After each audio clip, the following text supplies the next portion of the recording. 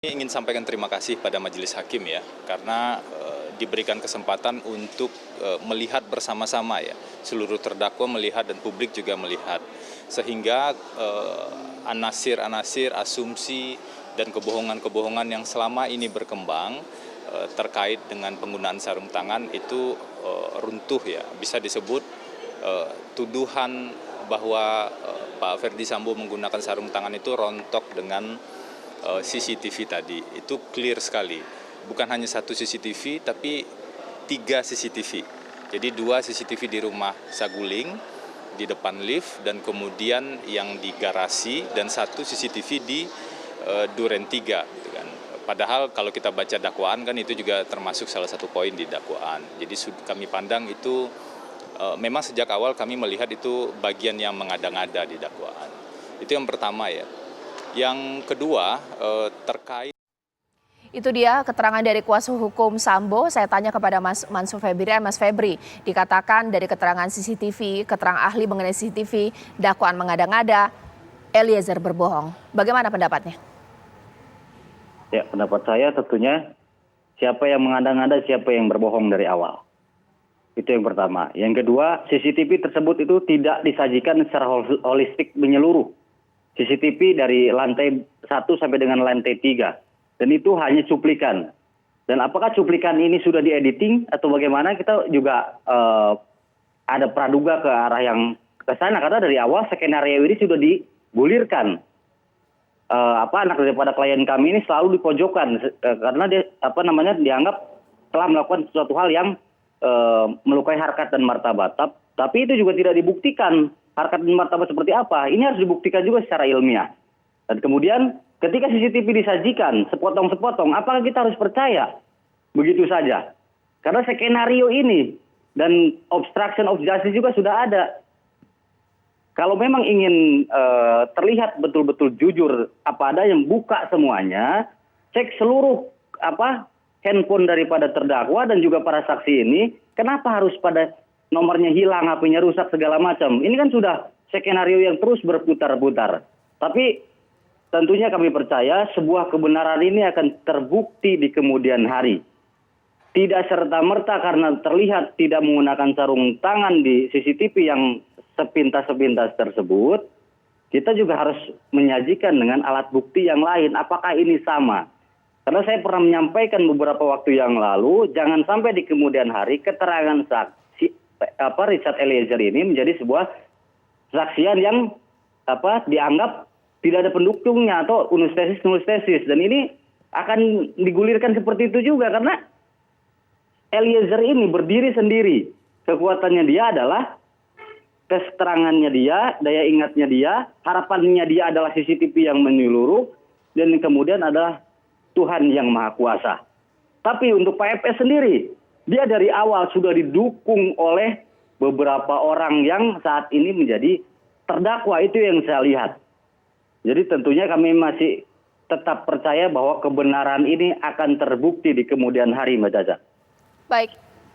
Sekarang kita akan berpindah bukan hanya mengenai soal sarung tangan yang memang menarik karena di sini sudah ada Abah. Sekarang saya akan bertanya soal Abah mengenai WhatsApp group ya, Abah ya. Dalam keterangan ahli yang dihadirkan kemarin soal WhatsApp group ini juga menarik.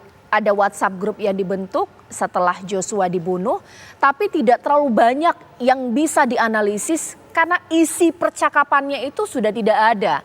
Banyak yang juga keluar dari grup tersebut. Kalau menurut pendapat Abah, ini hal yang lumrah atau tidak? Teknologi secanggih ini seperti ini harusnya bukan hanya WhatsApp group. Percakapan dari ponselnya Sambo, Eliezer, Kuat, Putri Chandrawati harusnya dihadirkan dalam persidangan. Bagaimana Abah? Oke, kalau kita ngomong percakapan, ya jarang percakapan itu terekam secara logis kemudian di dalam ponsel. Enggak, oke. Ya percakapan hanya bisa terekam saat dilakukan intercepsi ya, jadi di kuping ya, secara digital di jaringan selularnya gitu. Nah, tetapi kalau sudah terjadi percakapannya nggak ada, cuma komunikasi kalau di komunikasi digital di WhatsApp-nya itunya harusnya kan masih ada. Oke. Kita ngelihat sekarang sedikit teknis sedikit. Proteksi WhatsApp itu ada yang namanya end-to-end encryption. Jadi dia ujung ke ujung benar-benar dienkripsi, bahkan WhatsApp sendiri tidak bisa membuka. komunikasinya, ya gitu loh. Nah, sekarang kalau yang kedua adalah yang namanya two-step verification, kalau kata WhatsApp, tetapi teknologi umumnya namanya two-factor verification. Tujuannya adalah agar memastikan apabila terjadi suatu komunikasi, itu dilakukan oleh orang yang bersangkutan menggunakan media yang bersangkutan. Ya, jadi medianya tidak diganti dan orangnya juga yang bersangkutan. Itu sebabnya secara periodik keluar ada yang namanya password PIN yang harus diinput. Nah, faktor tersebut menjamin bahwa komunikasi itu valid. Oke.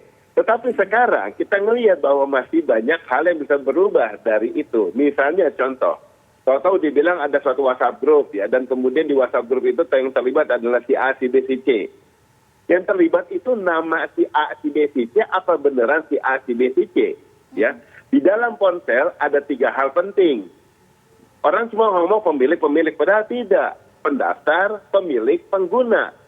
Yang namanya pendaftar adalah yang didaftarkan di 4444. Pada saat itu register kan ada nomor NIK-nya, ada KTP-nya.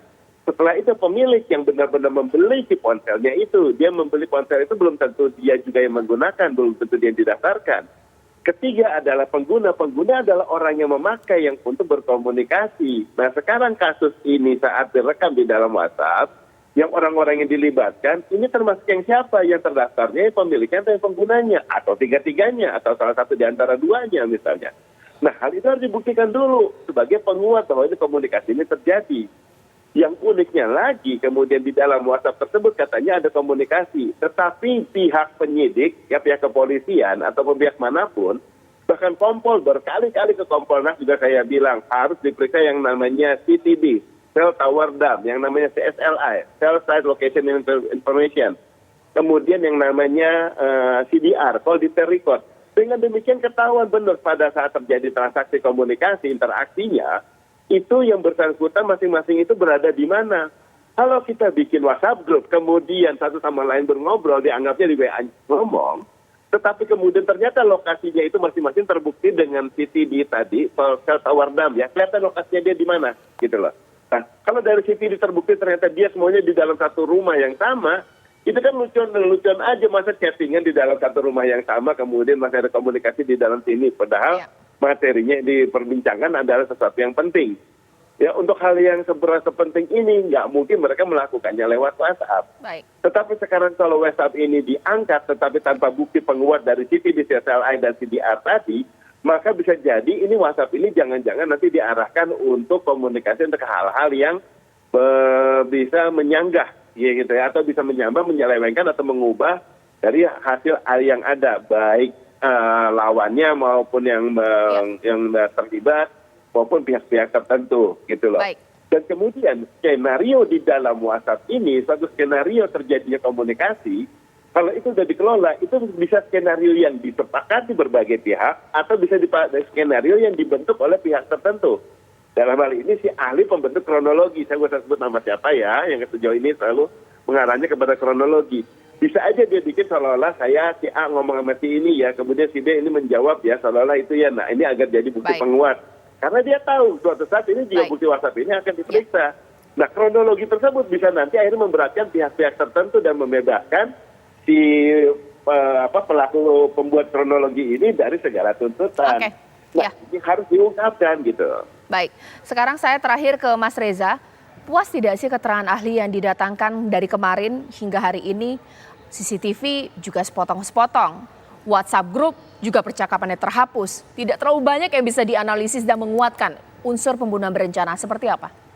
Pemikiran saya sudah ada 2 alat bukti yang dihadirkan tapi tidak memiliki nilai pembuktian.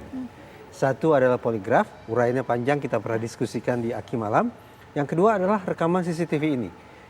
Koreksi saya, penembakan terhadap mendiang Brigadir Yosua tidak dilakukan di jalan raya, tapi di lantai 2, alamat Jalan Duren 3. Selama tidak ada rekaman tentang momen penembakan di lantai 2 Jalan Duren 3, maka rekaman apapun, sebanyak apapun, tetap menurut saya tidak memiliki nilai pembuktian terkait pembunuhan berencana itu.